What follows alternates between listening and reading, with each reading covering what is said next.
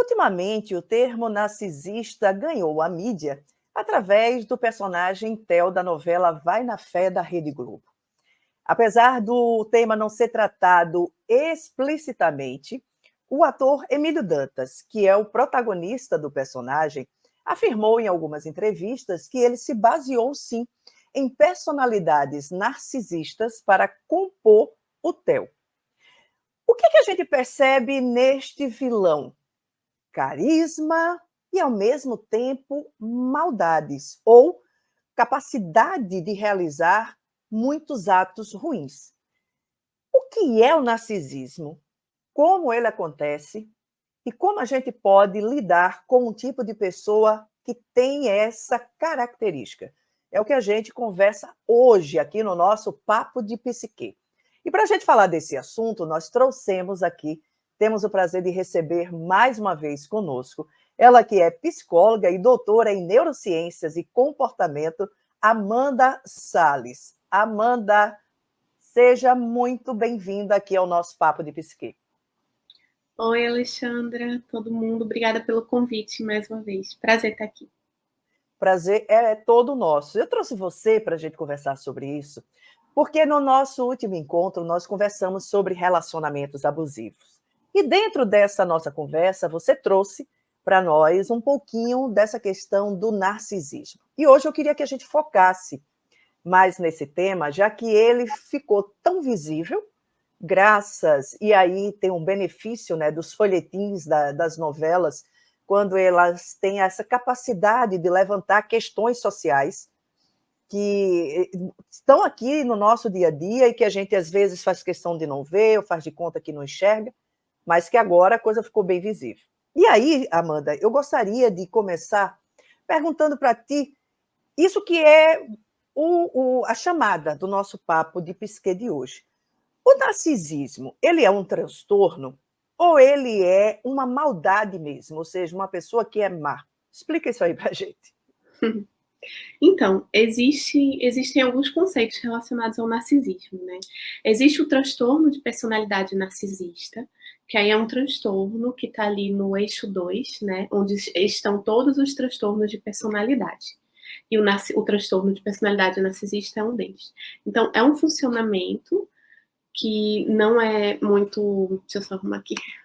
É um funcionamento não saudável, uma forma de funcionar psiquicamente na interação com o outro, que vai trazer uma série de prejuízos, né, no caso do narcisismo, especialmente para os outros. Existem alguns transtornos de personalidade que o prejuízo maior é para si. Né? Como diria um psiquiatra famoso, ele dizia que os transtornos de personalidade significavam ou sofrer ou fazer sofrer, né? Ou os dois. No caso do transtorno de personalidade narcisista, é muito mais o fazer sofrer. Mas, além do transtorno de personalidade, a gente também sabe que existem pessoas que talvez não fechassem os critérios para receberem um diagnóstico de transtorno, porém apresentam características importantes desse transtorno. E isso também vai fazer com que elas se tornem pessoas mais difíceis de conviver. Eu não gosto do termo assim, é uma pessoa má. O que é uma pessoa má? Né? É muito subjetivo. Né? E existem muitas pessoas que são muito más e não necessariamente vão ser narcisistas. Né? Mas o narcisista, ou o transtorno, ou uma pessoa com características mais fortes, uma coisa que essas pessoas vão apresentar em comum é o egoísmo. Né? São pessoas muito egoístas, muito escravas dos próprios prazeres. Eles são muito. Eles flexibilizam muito quando vai trazer algum benefício para ele. Né? Então, são pessoas assim que não são muito confiáveis porque são muito escorregadias. Né? Elas acham que elas têm mais direitos do que você. E isso vai ser em qualquer tipo de relação em que ela esteja. Eu fiz essa chamada justamente para ser bem provocativa e por causa disso que você trouxe. Porque a gente, inclusive, quando nós falamos sobre relacionamentos abusivos, um dos tipos de personalidade que você citou para a gente, que é muito passível de ser, digamos assim, a protagonista de um relacionamento abusivo foi justamente o narcisista. E geralmente a gente atribui que essas pessoas são más, elas fazem maldades e por aí vai. O próprio personagem da novela, ele tem uma característica que ele é muito interessante, que eu acho que vem um pouco ao encontro disso que você disse agora. Tudo aquilo que vai ao encontro do que ele deseja, ele é bonzinho, ele é amoroso, ele é charmoso, né? Ele é atencioso, ele é um fofo. Mas, entretanto, há uma outra característica desta mesma personalidade capaz de realizar atos extremamente ruins. E aí eu te pergunto, Amanda, você trouxe o egoísmo, e claro, esse é o tipo de personalidade que vai ter o egoísmo de uma forma muito latente na sua base. Mas o que é que faz, apesar de não ter uma causa, digamos assim, eu acho que a psicologia, não sei se já encontrou uma causa para isso, mas o que é que faz a pessoa ter ter esse tipo de transtorno, né, que faz com que ela seja boa para algumas coisas e tão danosa para outras, nos relacionamentos? Então, na psicologia, a gente tem duas hipóteses para uma pessoa desenvolver ou transtorno de personalidade narcisista ou características tão importantes relacionadas ao narcisismo. Então, tem duas bases. As duas são da infância, tá? Uma base é uma infância onde essa pessoa teve tudo, foi uma criança, assim, super mimada, que sempre recebeu tudo o que queria. De repente, tinha pais também que tinham um funcionamento narcisista e projetaram esse narcisismo no filho. Então, assim, você é melhor do que os outros, você é mais bonito, ou você é mais inteligente, ou você tem mais direitos, ou pra gente as exceções valem, né? Então, essa criança, ela é criada num ambiente onde ela se sente melhor do que os outros e onde ela, desde cedo, aprende que as vontades e as necessidades dela sempre terão que estar em primeiro lugar, independente, né, do quanto o outro vai sofrer ou não com isso. O sofrimento do outro, se for para o benefício dela, tudo bem, faz parte, a vida é assim. Né? Então, ela cresce num contexto desses que, obviamente, a vida não vai sustentar, mas ela vai passar o resto da vida tentando resgatar essa sensação de poder que foi dada a ela desde a infância.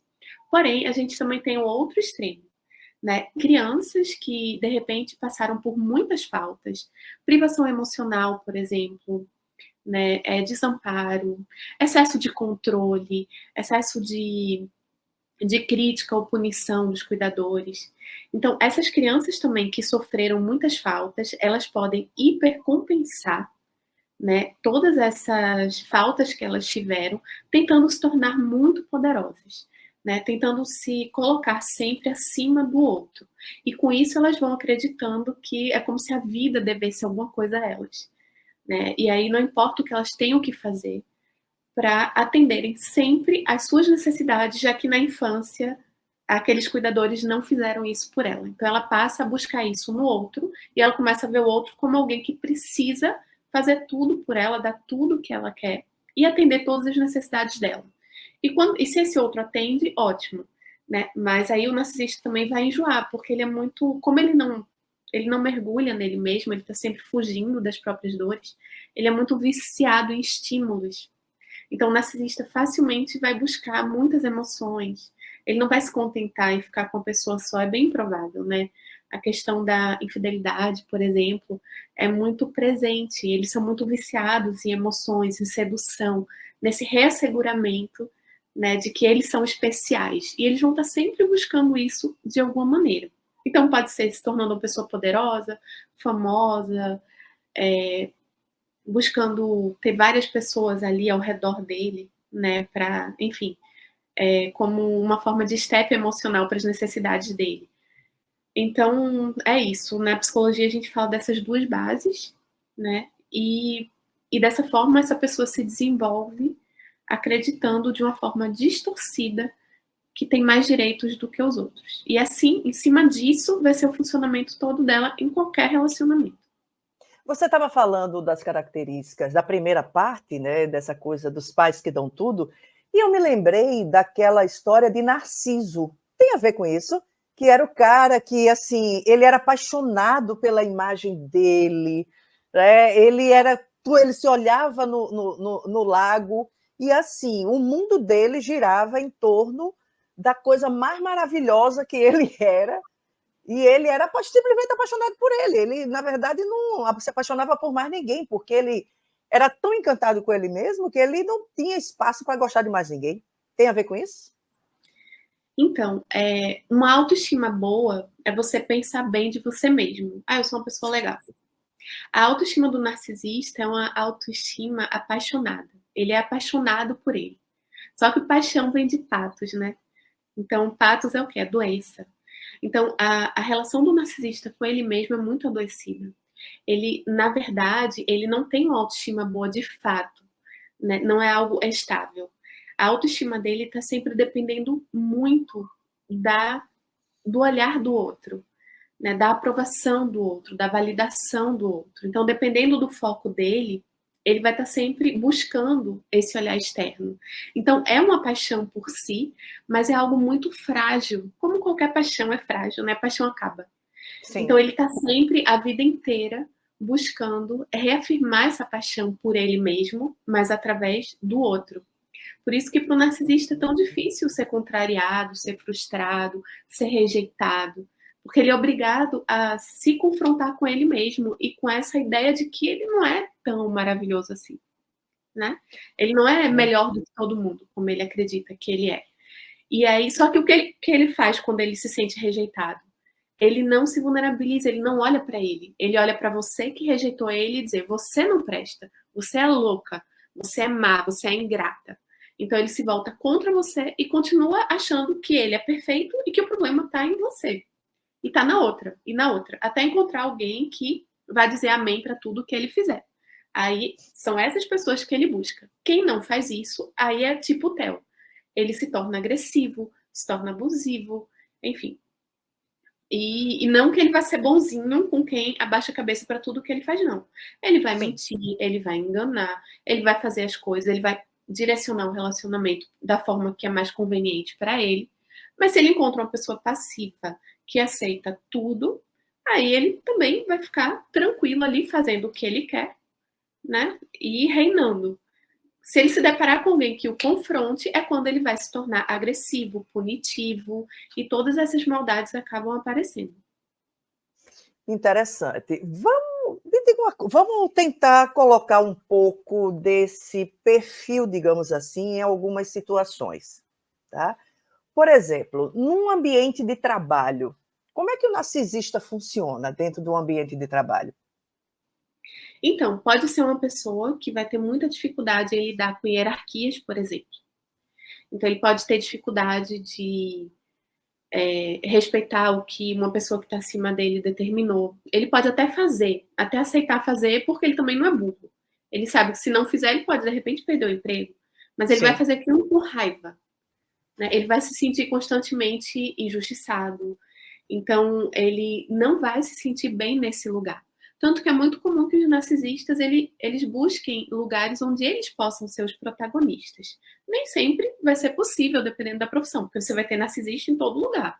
Você vai ter narcisista na universidade, você vai ter narcisista na medicina, né, no hospital, na engenharia, você vai ter em todo lugar, tem narcisista.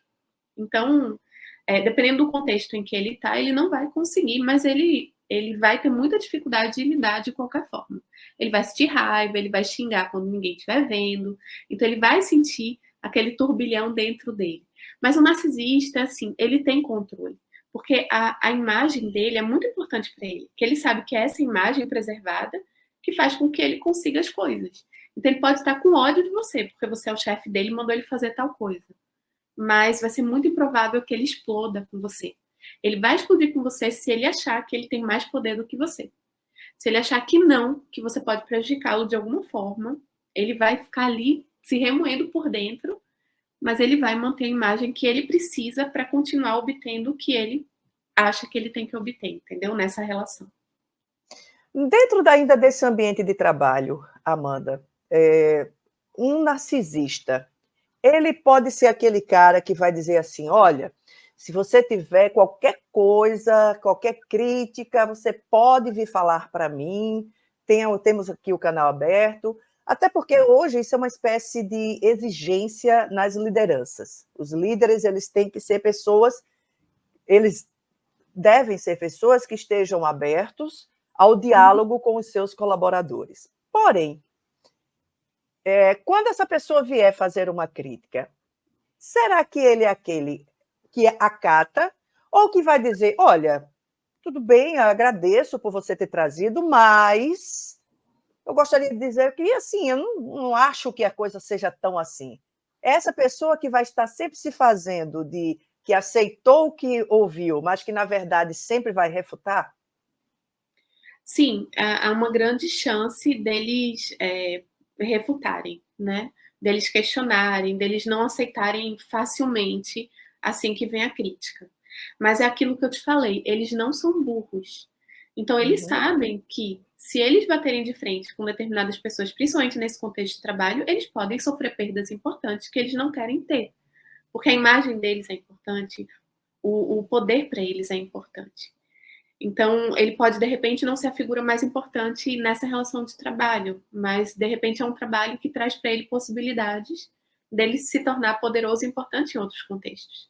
Então, assim, há uma chance dele refutar, né, dele não aceitar a crítica tão facilmente, mas se ele souber que pode ter um prejuízo grande, ele vai, como eu te falei, ele vai estar ali com ódio por dentro. Quando você sair, ele vai xingar você 100 vezes na cabeça dele, mas ele não vai falar nada. O narcisista, ele tende a ter um controle importante, né? Ele pode sim perder o controle, tá? Isso pode acontecer. Ele pode, de repente, explodir com o chefe e dizer que não aceita, etc. Mas é mais improvável. Os narcisistas, eles obtêm tanto sucesso nas relações no geral porque eles têm controle. Eles não são pessoas completamente descontroladas, não. Né? E mesmo agora, nas relações mais íntimas, principalmente amorosas, né, você vê que é muito típico do narcisista. Ele tá com ódio de você, sei lá, na festa, porque você usou uma roupa que ele não gostou. Ele não é improvável que ele faça um escândalo, que ele xingue você na festa na frente de todo mundo. Ele vai fechar a cara, vai ficar na dele, vai começar a ignorar você. Quando chegar em casa que esperem só vocês dois, aí ele vai te xingar, ele pode querer te bater, tudo isso. Então, geralmente, a agressão na relação amorosa, por exemplo, se dá entre quatro paredes, quando ninguém vê, Hum. né? É o mais comum, é o que mais acontece. Você vê um E caso ou outro de um cara que faz um escândalo na frente de todo mundo, mas é sim, muito raro. esse era o segundo ponto que eu ia colocar, e você, como você já introduziu, eu queria te fazer uma pergunta. Por exemplo, o narcisista, e aí eu vou pegar o exemplo do Theo, né? Ele com as mulheres que ele deseja conquistar, deseja ter, ele no primeiro momento, ele é envolvente, ele é carinhoso, ele é gentil, né?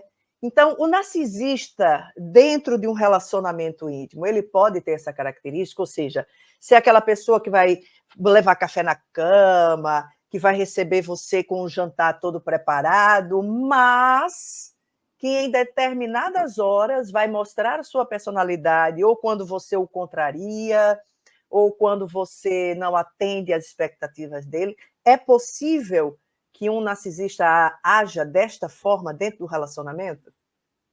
É super possível, porque o narcisista, ele é viciado na conquista, né?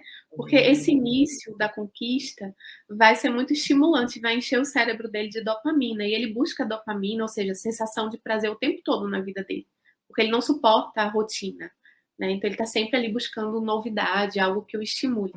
Então, sim, principalmente no início da relação, ele vai mandar presentes, ele vai pagar tudo para você, ele vai preparar o café da manhã, levar na cama, ficar mandando mensagem para você direto, dizendo que você é a pessoa mais linda, maravilhosa, especial que ele já conheceu na vida. Ele vai fazer tudo isso. Agora você vai ver que isso não vai se manter. Se você engatar um relacionamento, você vai ver que logo isso vai perdendo a força até ele estar ali completamente diferente do que ele era no início. Então, existe mesmo o que a gente chama de love bomb, e isso é muito típico do narcisista, né? Justamente porque ele é muito viciado em estímulo, então ele tá ali super excitado com esse momento da conquista. Ele tá querendo ser o cara mais maravilhoso, gentil, educado, paciente do mundo. Mas depois isso vai caindo. E é quando ele começa a criticar, controlar, ignorar, mentir, né? E buscar estímulos em outros lugares, já que você não vai mais ser fonte de tanto estímulo para ele. Você agora virou rotina. Então ele vai se afastando. E você, como você tá ali naquela relação, você pensa, ué, será que tem alguma coisa errada comigo? E ele vai fazer você acreditar que tem. Ele vai dizer que ele mudou porque você ficou, sei lá, você não faz o que ele pede, você usa roupa que ele não gosta, você Nossa. tem amigos que ele não tolera. E aí você começa a olhar e pensar, poxa, então ele mudou por causa do meu amigo. Aí você para de falar com aquele amigo. Aí ele mudou por causa da roupa. Aí você para de usar aquela roupa. E assim, quando você vê, você tá ali completamente envolvida nessa manipulação, né? Mas isso não vai mudá-lo, porque ele vai continuar buscando estímulos e novidades em outros lugares, né? Ele não olha para ele, ele olha para você. Ele vai fazer você acreditar que o problema também está completamente em você, jamais nele. Pode acontecer, por exemplo, o narcisista, ele vai se sentir à vontade para ser mais ele. Num ambiente dele, vamos dar um exemplo. Vamos supor, eu tenho a minha casa, fulano tem a casa dele, certo? Então, na minha casa, ele tem um comportamento e tudo, mas vamos supor que eu viaje com ele para a casa dos familiares dele, ou que eu esteja num ambiente onde ele é o ambiente dele.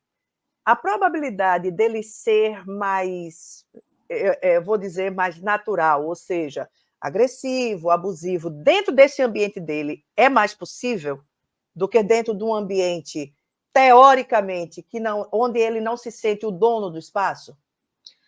Depende de quem está no ambiente, né? Se for a sua casa ou a dele e estiverem só vocês dois, ele vai tentar imperar do mesmo jeito. Agora, se ele estiver com você na casa da sua mãe, aí realmente vai ser diferente. Ele Ele é vai o ter um genro perfeito. Isso, exato. Ele vai ser sedutor, educado, né? Ele vai ter um controle, né? Que ele não tem em outros lugares. Da mesma forma, se ele estiver na casa, sei lá, dos pais dele, com você.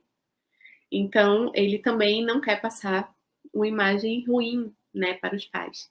Então, ele vai ser agressivo, ele vai ser tudo isso, principalmente quando estiver sozinho com você.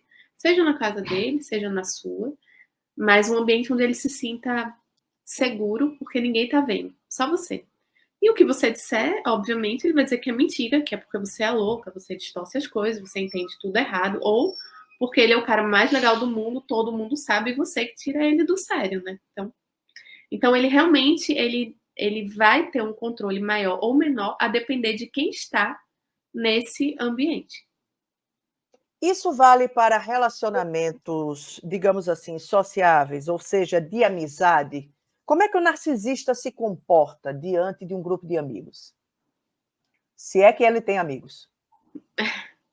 Sim, ele pode ter amigos, e conviver. Ele não é uma pessoa isolada, um narcisista, de jeito nenhum. Uhum.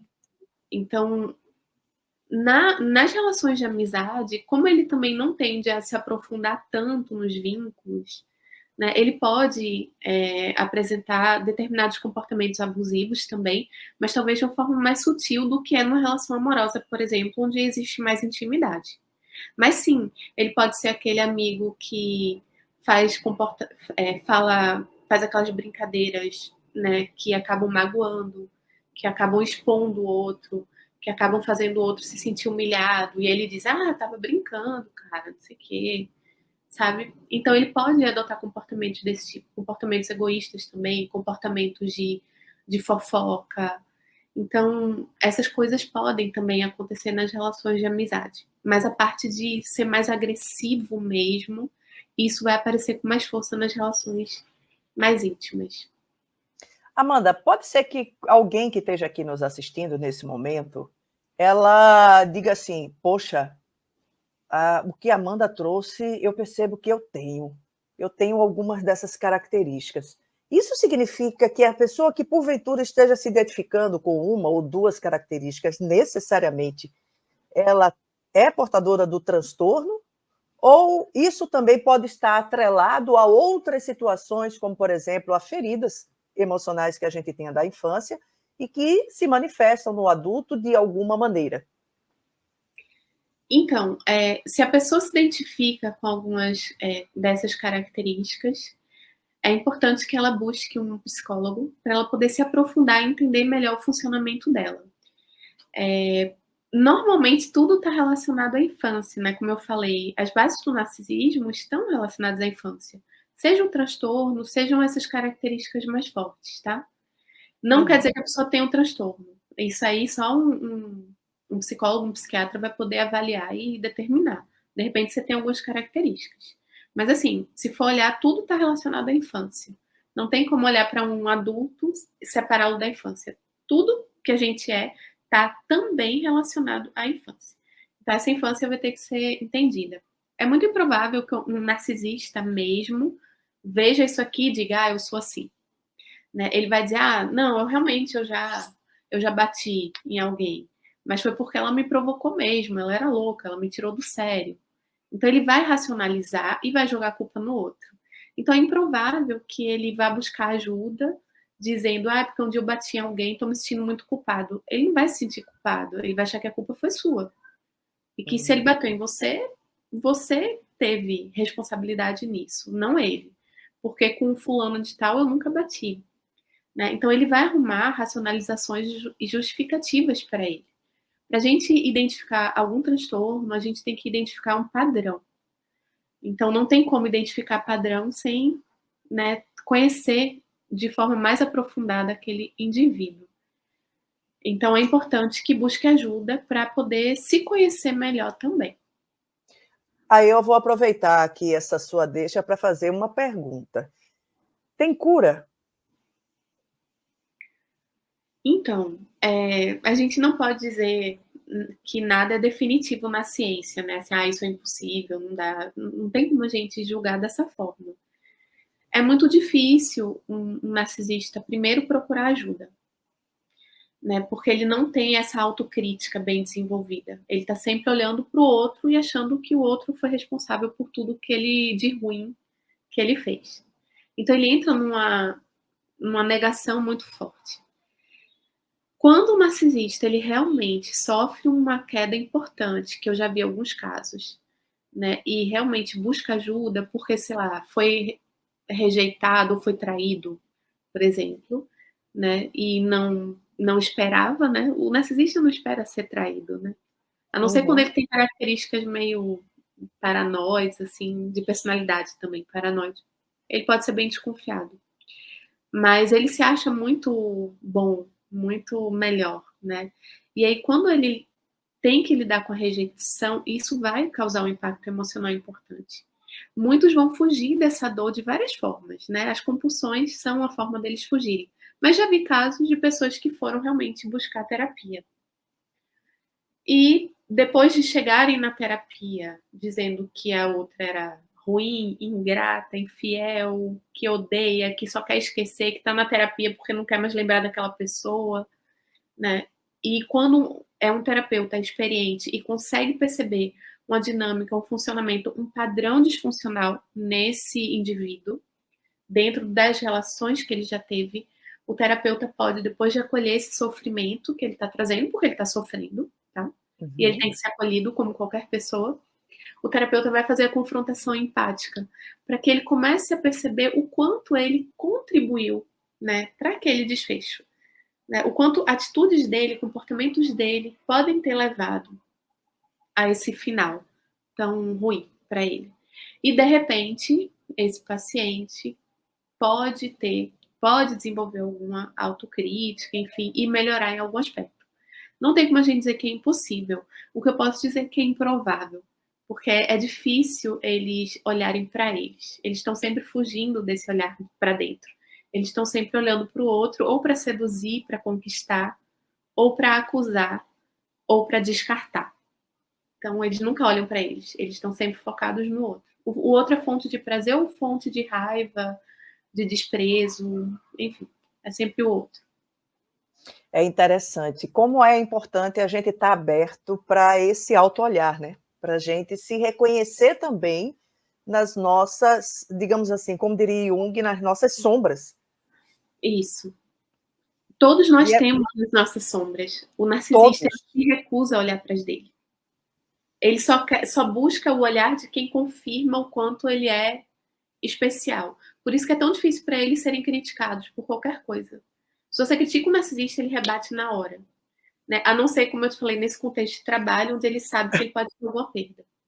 Mas ele não suporta a crítica, porque ele não suporta ver um lado dele que não é bom. É bronca, é bem complicado. Agora, Amanda, como uma pessoa pode lidar com um narcisista? Como você lidar com uma pessoa com essas características? Seja no ambiente de trabalho, seja no ambiente relacional íntimo, né? Aí de um relacionamento, namoro, ou até numa questão de amizade. Como a gente vai lidar com esse tipo de pessoa? Assim, primeiro que é muito difícil lidar com essas pessoas. Né? Você acaba, de alguma forma, adoecendo, você entra ali num jogo de retóricas e manipulações que acaba fragilizando você. Né? E o narcisista, como ele está muito a vida inteira, né, muito mergulhado nesse funcionamento, ele resiste mais fortemente.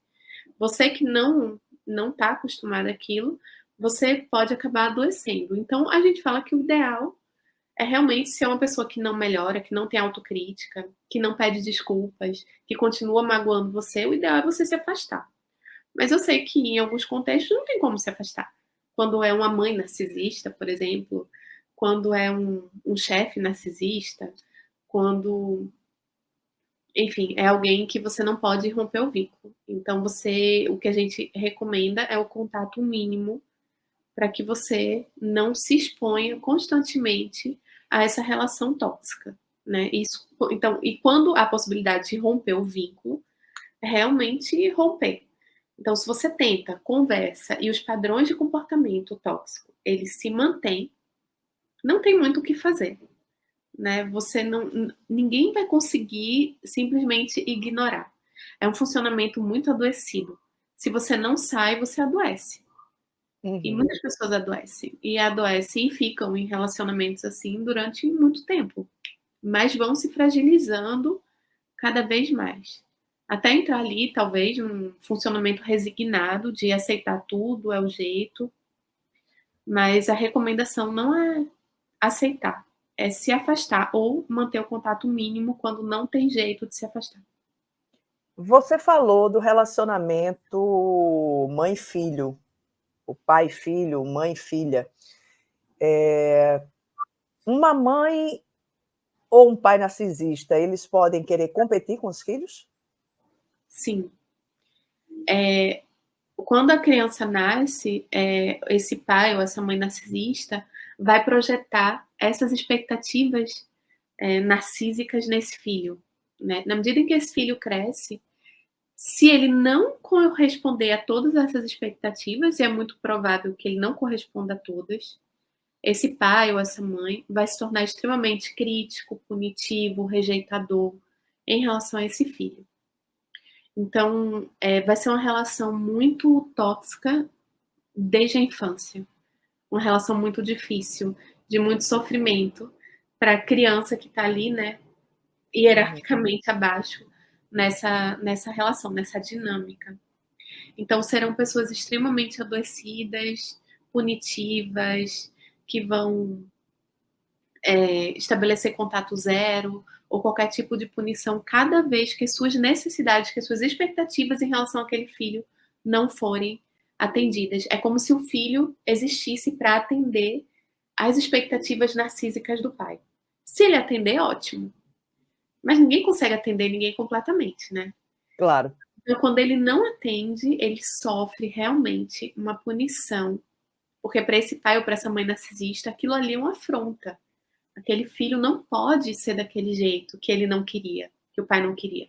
Ele tem que ser exatamente como ele esperou que ele fosse.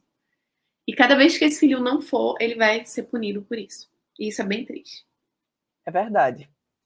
Amanda, eu quero imensamente te agradecer, mais uma vez, por você ter estado aqui com a gente, né, e trazendo essa explicação. Espero que esse nosso papo de psique ajude aí muita gente que vai assistir, que está assistindo aqui agora com a gente e que vai assistir depois dessa terça-feira.